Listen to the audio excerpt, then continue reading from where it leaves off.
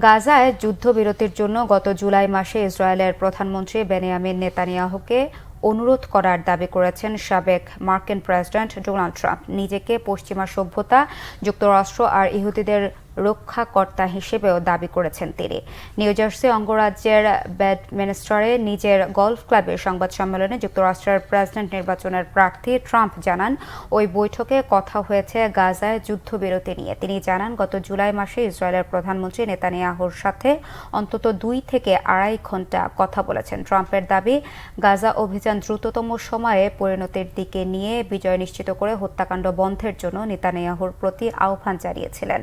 কিন্তু তারপরও যুদ্ধ আর হত্যাকাণ্ড না থামায় আক্ষেপ জানান সাবেক মার্কিন প্রেসিডেন্ট।